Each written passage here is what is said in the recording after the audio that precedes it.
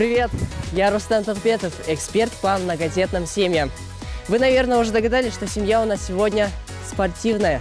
Так давайте же познакомимся с ними, с многодетной семьей Бориса и Ларисы Первушиных.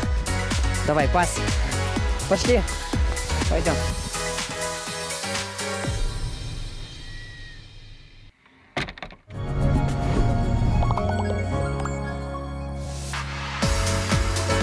Я всегда мечтал жить в большой семье, даже завидовал одноклассникам, у которых несколько братьев или сестер. По-моему, много детей – это круто. Я, конечно, точно не знаю, зато уверен, что детей много не бывает. В этой передаче мы лично познакомимся с ребятами, чьи семьи считаются многодетными. Проведем с ними целый день. Зато какой! У нас по плану разговоры по душам, работа по дому, семейный ужин. Наш проект реально покажет, как живется моим сверстникам в многодетной семье. А за то, что наши герои пустили съемочную группу своей семьи, мы подарим каждому участнику фотоальбом. Они нам эмоции, а мы вам воспоминания.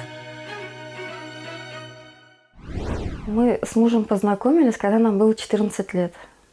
Поехали на соревнования, на республиканские, Стерлитамак, что ли, вот я сейчас не помню уже. Мы в 9 классе учились, в разных школах. Мы друг друга не знали тогда. Поехали на соревнования, там познакомились. У нас тренер, который меня пригласил, его нас познакомили. Вот это Борис, там это Лариса. Ну, я не скажу, что я с первого взгляда влюбилась в него. Но через несколько дней как-то вот сидели вместе и, не знаю, случайно взглядами встретились, и меня как-то проняло, что ли, и я влюбилась, можно сказать. Но не с первого взгляда, но со взгляда. И я не скажу, что Боря сразу влюбился, конечно, в меня, но со временем мы учились в разных школах. Потом я через какое-то время перешла в его школу, чтобы поближе быть.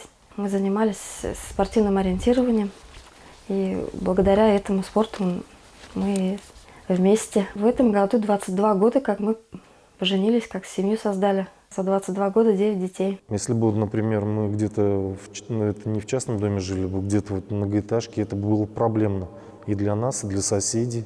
В плане, например, даже куда-то выйти, погулять. А здесь у нас все это тишина и покой. То есть, старшие помогали, в принципе, хорошо помогают и до сих пор присматривают, то есть, за ними.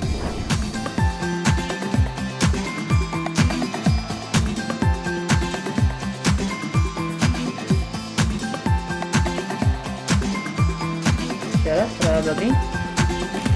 Хорошо. Все, отлично. Молодцы.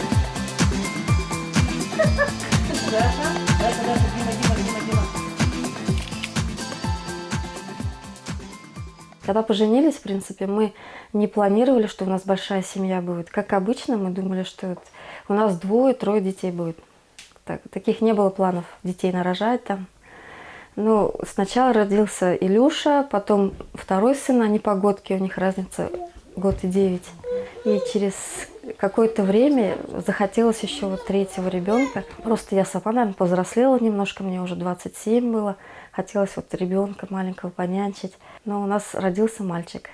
На 4-го вообще никаких планов не было, мы не собирались рожать. И работу как раз только поменяла, меня взяли на работу. А тут прошло буквально 3 месяца, я забеременела. У нас родилась Кристина.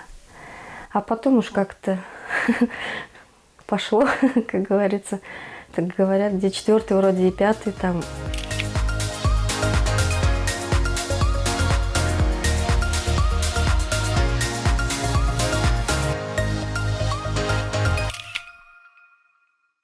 Илья, в семье ты самый старший. Каково это быть самым старшим? Много ли обязанностей на тебя возлагают родители? В принципе, не очень тяжело, как кажется. Несмотря на то, что у меня столько братишек и сестренок, мне нравится за ними приглядывать. Старший сын Илья, ему 21 год. Сейчас он учится на 4-м курсе. Бирский филиал БГУ на факультете биологии и химии. И у них будущая специальность химик, технолог, я вот так понимаю.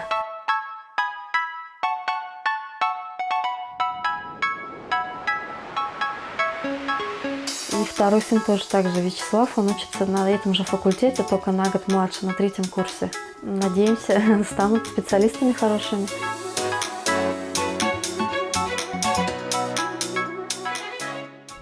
А сейчас ты уже пошел по пути своего брата, да, старшего, и тоже химик, да? Да, Так получается? И сравнивая тебя и Илью, чем вы похожи? тем, что нам обоим нравится химия. Они поступили оба на бюджет и учатся хорошо, у них стипендия повышенная. Плюс они летом всегда работают проводниками. И за лето зарабатывают какие-то деньги, там что-то себе покупают, и одежду, и там технику какую-то там для учебы. Они еще в школе пытались там работать, как-то вот зарабатывать. И то, что вот сейчас учатся, они уже, я говорю, работают и обеспечивают себя. Года 3 или 4 назад у меня была мечта играть на фортепиано. И я пошел на работу, чтобы купить себе фортепиано, заработал деньги и купил его.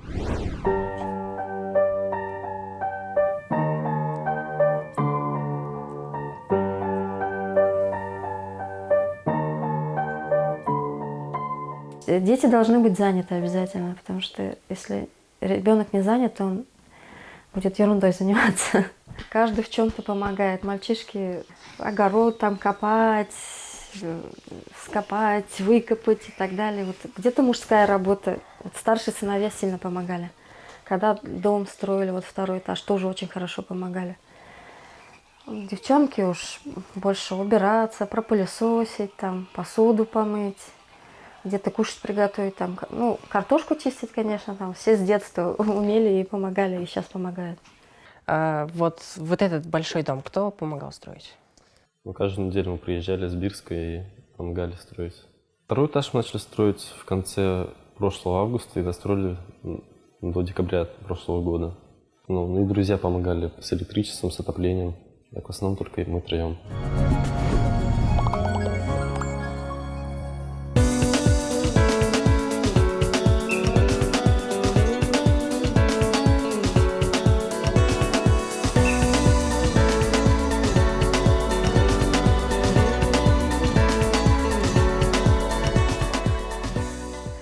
Всех детей мы отдавали на плавание обязательно в первую очередь, чтобы мы хотели, чтобы они умели плавать, умели на воде держаться. Хотели, чтобы спортом занимались, потому что спорт, он, во-первых, дисциплинирует в первую очередь, потому что надо заставлять себя ходить на тренировки, что-то там делать. Для нас вот спорт в жизни помог, он и физически как бы человека укрепляет, и духовно укрепляет человека. Поэтому как-то вопрос не стоял, чтобы дети не занимались спортом. Это прям, ну, обязательно. У меня вот старшие, они, в принципе, тоже спортивным ориентированием занимались, спортивным туризмом. Денис у нас сейчас в 7 классе, он уже более 6 лет занимается мини-футболом. Определенные успехи, в принципе, у нас в городе есть. Они в этом году вот на Башкирии были вторыми по своему возрасту. А здесь что мы будем делать? Заниматься футболом.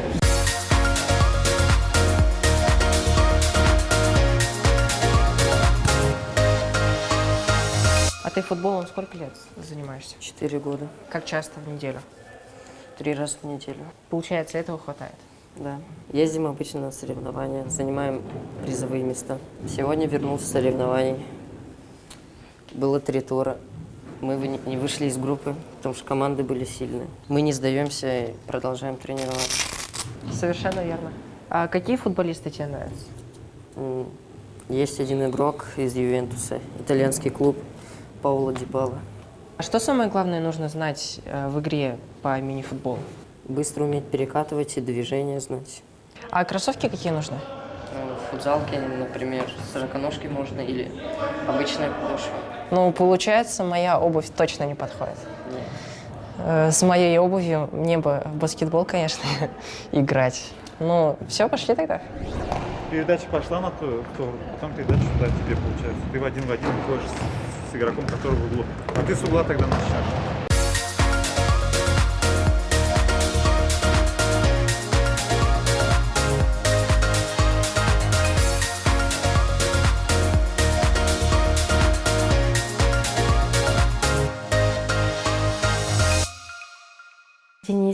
Денис, он сейчас в 8 классе учится, ему 14 лет.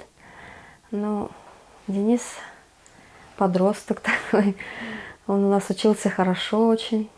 До какого-то времени, до 5 класса, 6 класса немножко стал лениться. Может быть, вот чуть-чуть перерастет и поймет, что это ему нужно, и сам будет стараться учиться. Вот, ну, в принципе, Илюша Славик тоже так же. У них был период, когда и тройки были. Но потом они подтянулись, как бы, и ЕГЭ хорошо сдали. Вот надеюсь, что Денис тоже так, не глупый мальчик, все-таки будет стараться.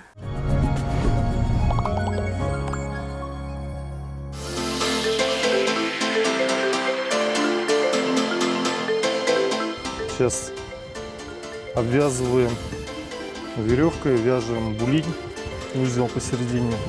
Делаем 2 рабочих уса для перестежки. Это, кстати, похоже на альпинизм, да? Это то же самое практически, только спортивный туризм. До запястья рабочий ус должен быть. До запястья, чтобы карабин был в руке. Если при срыве, чтобы ты мог схватиться Зацепиться. за веревку.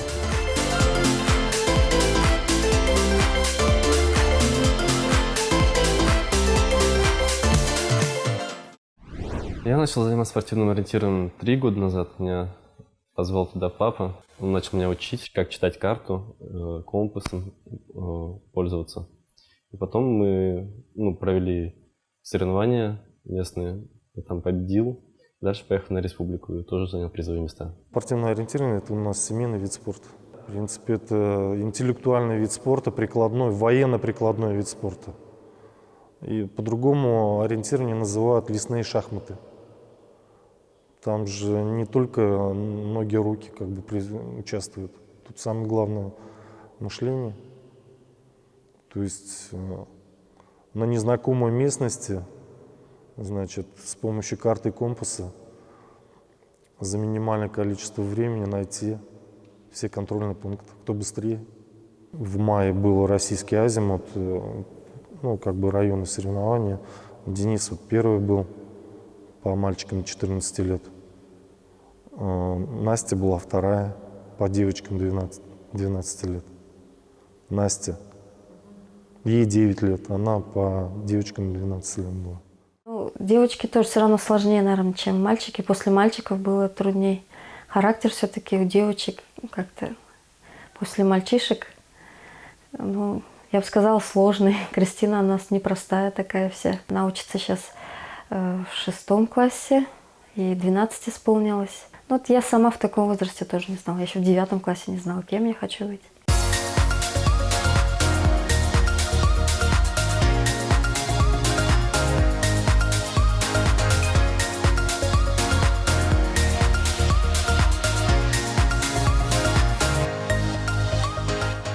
Кристина, она вот как у нас, как такая помощница мамина, хорошая. Сейчас уже и Настя подтягивается тоже. Насте 9 лет, и она сейчас учится в 3 классе. Ну, она, наверное, такая более нежная, более спокойная по сравнению с Кристиной. Ну, все дети у нас такие упрямые, упертые немножко. Ну, мы ее поэтому тоже отдали в спорт, плаванием, чтобы она занималась. Но вообще она крепкая девочка физически. Ну, у нас традиция в 1 классе всегда отдавать на плавание всех. Потому что, во-первых, река рядом, белая. Во-вторых, значит, у нас в районе очень много озер, водоемов, пруды различные в каждой деревне. И я считаю, что каждый человек должен уметь плавать. Поэтому всех детей, как ребенок идет в 1 класс, я всегда записываю, значит, на кружок плавания. Не обязательно, чтобы он стал пловцом, но, по крайней мере, чтобы он был, ну, мог уверенно, значит, держаться на воде, плавать.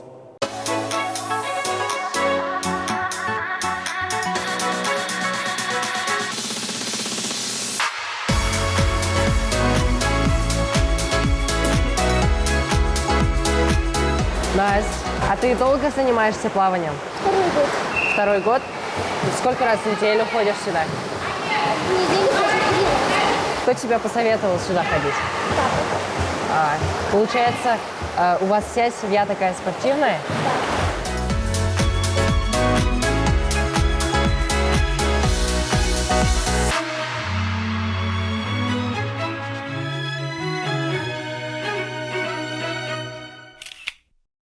Потом у нас Дима. Диме 5 лет. Он ходит в садик.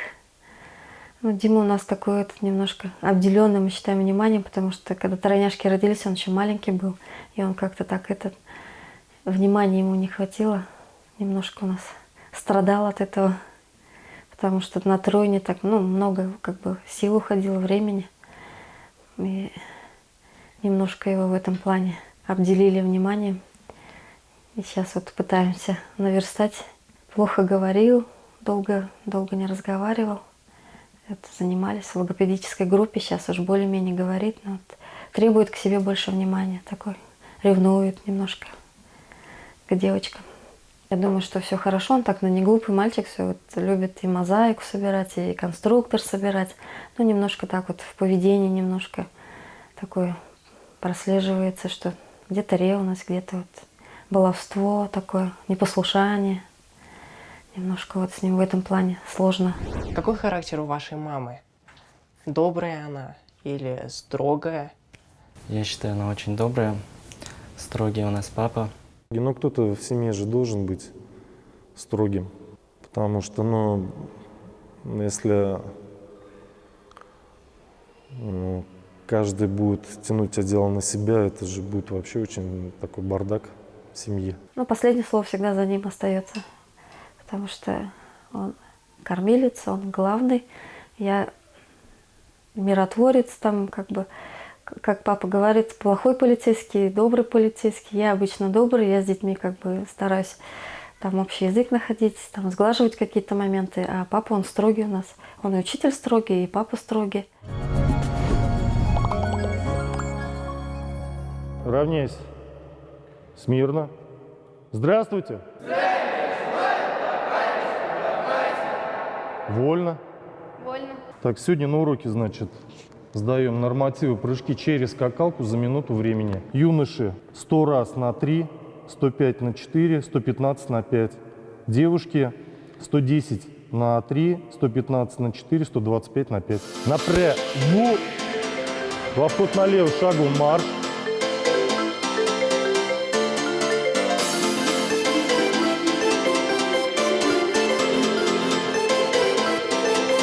Внимание.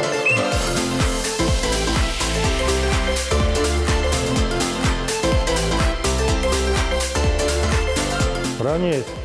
Смирно. До свидания. До свидания. Налево. На выход шагом марш.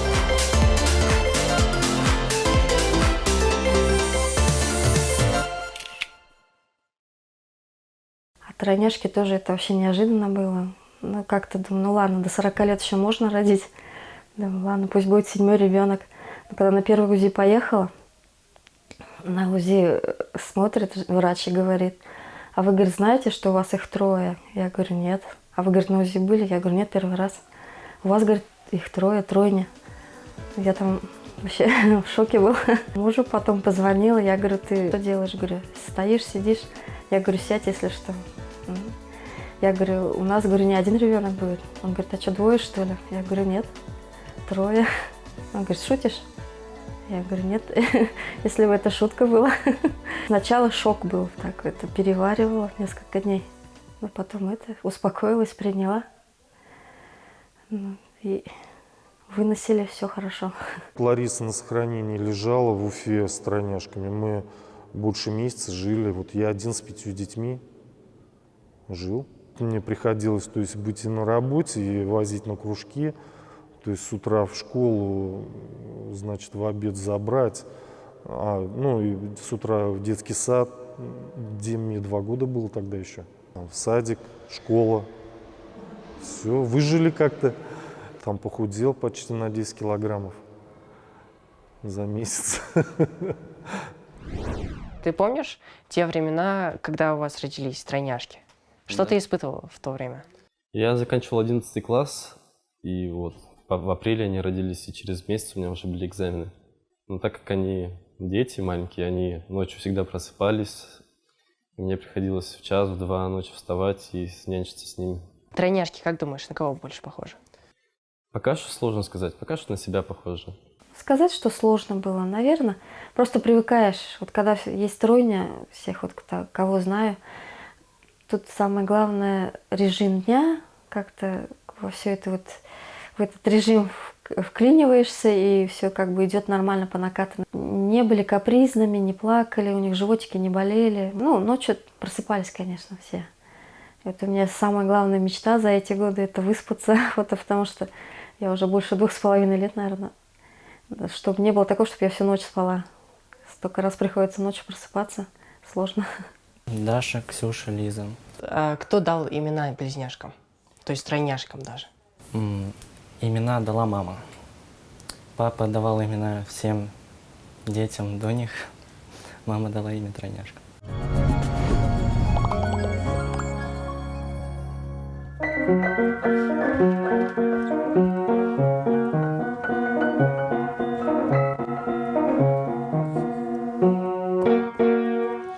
Пришлось развлекать тройняшек вот таким проверенным способом. Собачий вальс был исполнен мной, Дашей, наш зритель Лиза, а на подтанцовке Ксюша.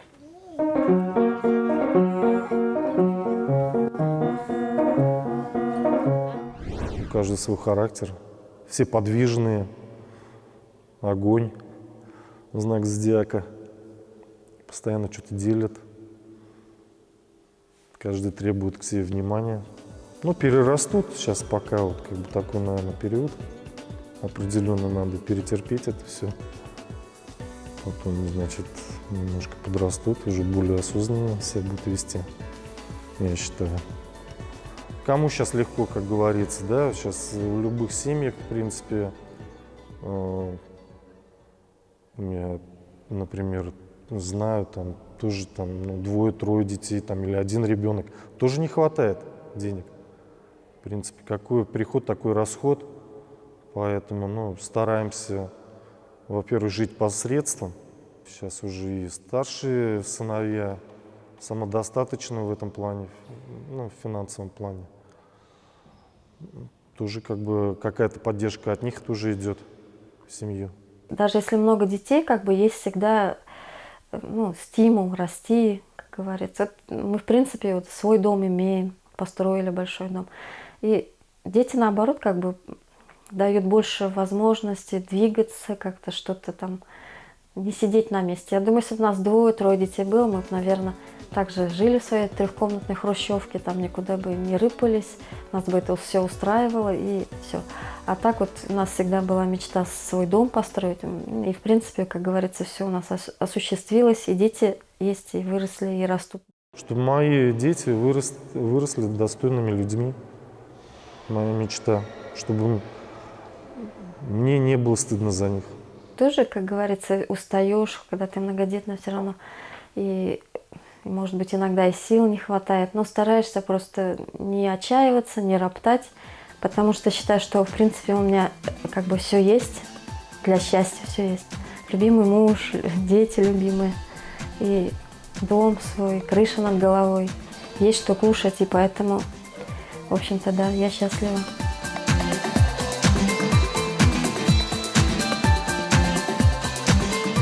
На улице уже стемнело, дети все хотят спать, но наш фотограф молодец, потому что в многодетной семье очень тяжело снять фотографию. То один глаза закроет, то один плакать начнет, поэтому стараемся и делаем удачные снимки.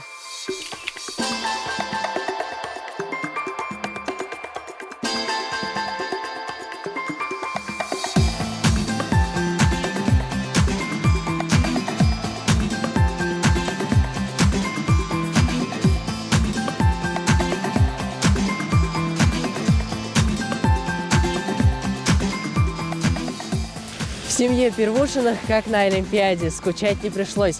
Теперь я точно сдам нормы ГТО на отлично. Ну а я, Рустем Тухбетов, прощаюсь с вами до встречи в еще одной многодетной семье. Пока!